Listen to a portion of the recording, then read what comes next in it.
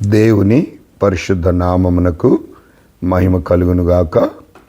మరలా ఈ ఉదయకాలమున దేవుని సాన్నిధ్యములో కూర్చొని దేవుని వాగ్దానమును జ్ఞాపకం చేసుకునే కృపను, సమయాన్ని దేవుడు మనకు అనుగ్రహించి ఉన్నాడు.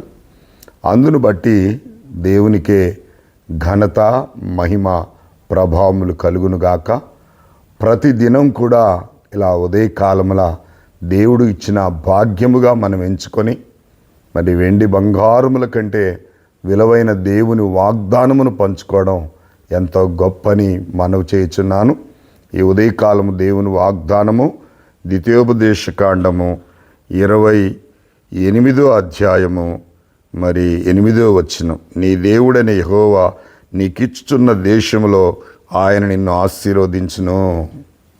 అవును ప్రియులారా, దేవుడు మనకిస్తున్నటువంటి దేశములో ఆయన మనలను ఆశీర్వదిస్తానని చెప్పాడు. నిజంగా మన పితరుల కాలం మొదలుకొని ఇప్పటి వరకు ఎన్నో ఆశీర్వాదాలు ప్రభు సన్నిధిలో మనం చూస్తూ వస్తున్నాం ప్రియులారా. నిజంగా ద్వితీయోపదేశకాండం అంతా కూడా దేవుని ఆజ్ఞలు, దేవుని శాసనాలు, దేవుని కట్టడాలు, దేవుని ఆశీర్వాదాలు. అవును ప్రియులారా, దేవుని ఆశీర్వాదాన్ని మరి స్వతంత్రించుకునే వారిగా ప్రభు మనల్ని చేసినందుకు, ఆయన మనకిచ్చిన రక్షణను బట్టి, ఆయన మనకిచ్చిన నీతిని బట్టి, ఆయన మనకిచ్చిన కృపను బట్టి, యథార్థతను బట్టి ఆయనకే ఘనత, మహిమ, ప్రభావములు కలుగునుగాక.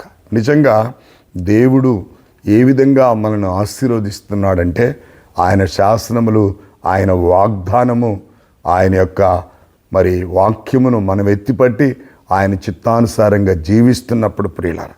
అందుకే మరి 28వ ద్వితీయోపదేశకాండం 28వ అధ్యాయంలో అన్ని దీవెనలే ప్రియులారా. నీ కొట్లు దీవించబడతవి, నీ భూఫలము దీవించబడది, నీ దుక్కిటెద్దులు దీవించబడతాయి, నీ గర్భఫలాలు దీవించబడతాయి, ఆఖరికి నీ పిండి బిస్కే తొట్టి కూడా దీవించబడుద్దని మాట్లాడాడు. నువ్వు బయటికి వెళ్ళినప్పుడు దీవిస్తావు, లోపలికి వచ్చినప్పుడు కూడా నీవు దీవించబడదు అని. మనమున్న పట్టణములో మనం దీవించబడతాం. మనం ఉన్నటువంటి ఏ యొక్క గల్లీలో మనచున్నామో ఆ గల్లీ మనను బట్టి ఆశీర్వదించబడుద్ది. ఎంత గొప్ప భాగ్యమో ఒక్కసారి ఆలోచన చేయండి. అందుకే ప్రభు ఈ వాగ్దానం మనకిచ్చాడు.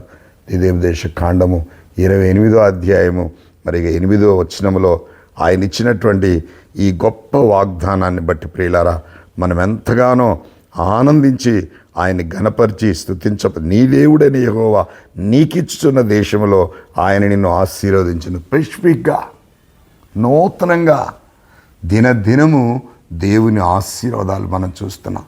దినదినము ఆయన కృప, ఆయన దయ, నిజంగా ఆయన ఆయుష్కాలం, ఆరోగ్యాలు ఇచ్చి, అష్టైశ్వర్యాలు ఇచ్చి, ఆయన చిత్తాన్ని జరిగించినప్పుడు కుడి వెనక ఆవరించి మనం నడిపిస్తున్న ప్రభు కనుక భయపడక, జడేయక, దిగులు పడక దేవుని చిత్తాన్ని నిరంతరం జరిగిద్దాం. దేవుని వాక్యములు ఏముందంటే, దేవుని చిత్తమును జరిగించు వారు నిరంతరము నిలిచెదరు. ఎంత గొప్ప వాగ్దానము. కనుక ఈ ఉదయకాలమున మీరు వింటున్న వాగ్దానాన్ని ఎత్తిపట్టి మీరు స్తుతిస్తూ, ఈ వాగ్దాన్ని ఇతరులకు షేర్ చేస్తూ వారిని కూడా ఆశీర్వాదమునకు వారసులుగా చేయాలి. కనుక ఈ ఉదయకాల వాగ్దానాన్ని బట్టి ప్రభు సన్నిధిలో ప్రార్థన చేసుకుందాం. మమ్మల్ని మిక్కిలిగా ప్రేమించిన మా ప్రియ పరలోకపు తండ్రి, నీ ఘనమైన, శ్రేష్టమైన, అత్యున్నతమైన వాగ్దానాన్ని బట్టి మీకు స్తోత్రాలు. ద్వితీయోపదేశకాండం 28వ అధ్యాయం 8వ వచనంలో, ప్రభా నీ దేవుడైన యెహోవా నీకిచ్చున్న దేశములో నేను ఆశీర్వదించినని మాట్లాడావు. అయ్యా నాయన, మీ మాటలు గొప్పవి, మీ వాగ్దానం గొప్పది. అయ్యా, మీరు ఆశీర్వాదమునకు వారసులటకు పిలువబడితిరని చెప్పారు ప్రభా. కనుక మరి దేవుని యొక్క వాగ్దానాన్ని మేము ఎత్తిపట్టి నిన్ను స్తుతించి ఘనపరిచి ఆరాధించే భాగ్యం మాకు ఇచ్చారు. అందును బట్టి నీకు స్తోత్రాలు చెల్లిస్తూ, నీ మహిమ కొరకు మేము జీవించినట్లుగా నిత్యం నీ వాగ్దానాన్ని బట్టి స్తుతించి ఘనపరిచి ఆరాధించుటకు, నీ చిత్తాన్ని జరిగించుటకు నీ కృప మాకు దయచేయమని యేసుక్రీస్తు నామములో అడిగి వేడుకొనుచున్నాను తండ్రి. ఆమెన్. దేవుని పరిశుద్ధ నామమునకు మహిమ కలుగునుగాక.